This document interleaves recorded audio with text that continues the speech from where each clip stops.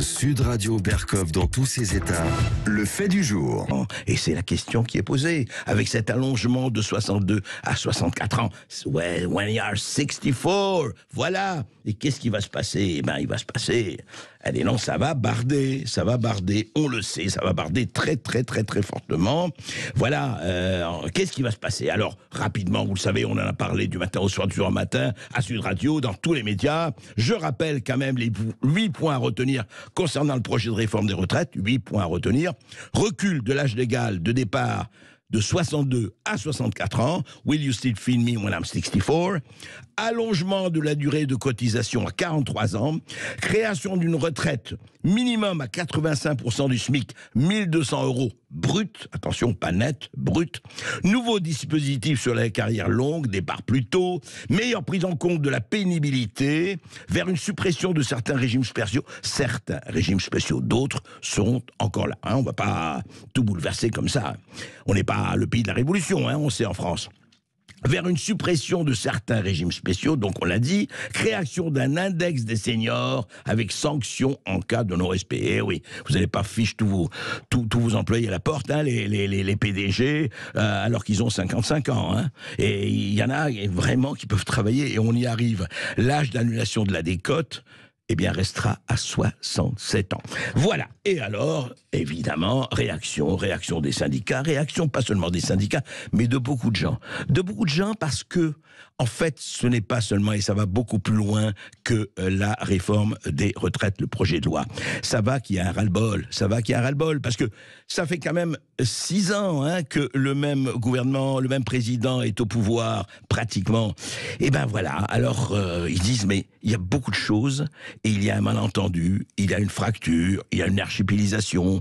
Tous les sociologues de la planète France en parlent. Mais voilà. Donc, ras-le-bol, mais est-ce que ça durera qu'un jour, 2 jours, 3 jours, et puis ça rentrera dans l'ordre?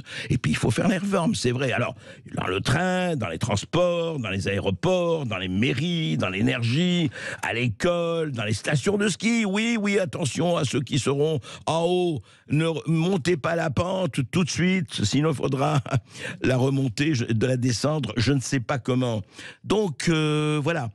Il va se passer ça, et puis alors, il y a des gens qui sont pas d'accord, et Gérald Darmanin, eh ben, il dégaine, et il dit, voilà, ça ne va pas, dit Gérald Darmanin, écoutez. Il faut distinguer ceux qui aiment le travail, avec ceux qui n'aiment pas le travail. Et je crois qu'il y a aujourd'hui, mais tout le monde le constate, chez la NUPES et singulièrement à la France insoumise, des gens qui n'aiment pas le travail, qui n'aiment pas la valeur travail, qui veulent une société sans effort, sans travail, et qui mentent finalement aux Français parce qu'ils disent qu'on pourrait très bien vivre sans travailler. Et moi je veux dire que c'est aussi nier les conditions des classes populaires, des ouvriers, des employés qui savent que c'est par le travail qu'on s'en sort, c'est par le travail qu'on peut devenir propriétaire de sa maison. Voilà, par le travail, il faut s'en sortir par le travail. Et Gérald Darmanin, le ministre de l'Intérieur, enfonce le clou dans le Parisien samedi. Plus les jours passent, dit-il, plus les électeurs de gauche voient que c'est une arnaque. La NUPES ne cherche qu'à bordéliser le pays. Et oui, bordéliser le pays. Alors là, sur la bordélisation du pays, je crois qu'il n'y a pas que la NUPES qui est responsable. Je crois, je peux me tromper. Est-ce que dans la majorité, est-ce que dans la décision prise, est-ce qu'il n'y a pas eu quelques décisions, que ce soit sur le Covid ou autre chose, qui ont contribué à bordéliser le pays? Je ne sais pas. Mais, ajoute Gérald Darmanin, en tout cas, il veut la société du travail et du mérite, et il fustige la négation du travail et le droit à la paresse. C'est vrai, qu'est-ce que c'est que ces bobos gauchistes, dit-il, veulent la société sans travail, sans effort. Et, attention, il n'y en a pas que pour Mélenchon et ses amis. Madame Le Pen travaille peu et s'oppose à tout. Elle est d'accord avec tous ceux qui sont contre. Voilà.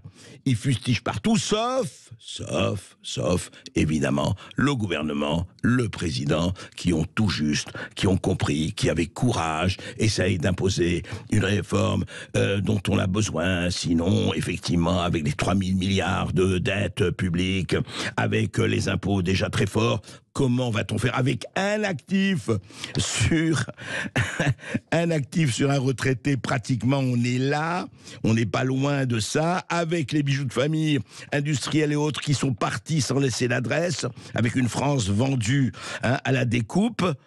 Mais il y a ça aussi. Et qui est responsable de ça? Évidemment, pas seulement Macron et ses ministres. Ça fait quand même 30 à 40 ans que la grande braderie a lieu. Et la croissance est un peu beaucoup en baisse. Mais juste une chose, est-ce qu'il ne faudrait pas peut-être, au lieu de faire des âges pivots, des âges légaux, attendez, il y a des gens dont les métiers font qu'ils peuvent travailler tard et qu'ils ont envie de travailler tard. Et oui, ils existent. Et ils sont des millions qui, à 60 ans, 65 ans, 70 ans, ont toute leur tête, ont tout ce qu'il faut pour un certain nombre de tâches qu'ils peuvent très bien faire et qu'ils font très bien aussi. Et c'est drôle, ça on n'en parle pas. Quand ce sont les chefs d'État, quand c'est Monsieur Schwab ou Monsieur Soros ou Monsieur Bill Gates, et ça passe. Alors eux, il n'y a aucun problème, ils pourront travailler jusqu'à 90 ans, aucun problème. Et puis beaucoup d'autres. Mais enfin, il y a des gens aussi dans les aéroports, etc., derrière les guichets qui peuvent peut-être travailler. Alors ce qu'il faut faire, la stupidité de ça, c'est un âge pour tout le monde. Qu'est-ce que ça veut dire?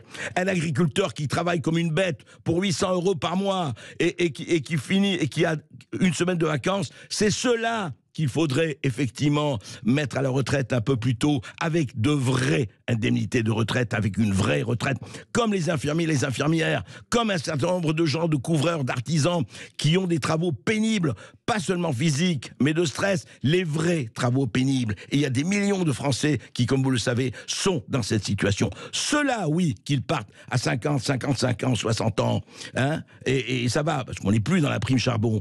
Il faut voir la retraite en fonction du confort, en fonction de la pénibilité, quelle qu'elle soit. Mais il ne faut pas exclure les uns et inclure les autres. C'est pas possible, cette France à deux vitesses. D'un côté, les gens qui, effectivement, ont des travaux qui ont besoin d'être très bien payés, et puis d'autres qui crèvent littéralement, physiquement et autres. Voilà. C'est cette espèce vraiment de limite comme ça n'a aucun sens, ne veut rien dire. Et peut-être que, justement, bordélisation pour bordélisation, vous pourriez commencer à prendre le temps d'expliquer, à prendre le temps d'effacer. Pourquoi pas? Je le dis comme ça, on va encore me traiter de populiste, mais ça fait rien. Pourquoi pas un référendum sur les retraites? Pourquoi on ne consulte pas le peuple en disant voilà le problème, voilà où on en est de la dette, voilà pourquoi on ne pourra plus payer les retraites à un certain moment? Eh bien, dites-le. Faites à la télévision, à la radio, sur les réseaux sociaux, une grande mise à plat de tout ça, et dites où va l'argent, et dites comment il faut le répartir, au lieu de faire ça à coup de 49.3 ou de 49.1, où on va faire 20 jours, 10 jours. Vous savez très très très bien que le Parlement aujourd'hui, malheureusement, ne remplit pas sa tâche. Donc, retournez vers le peuple par voie de référendum. C'est pas mal. Ça fait pratiquement 20 ans qu'on ne le fait plus, évidemment. Et évidemment, depuis le référendum où vous êtes assis sur le vote des Français, évidemment, c'est moins visible et moins aisé. Mais je vous assure, Français, encore un effort pour redevenir républicain.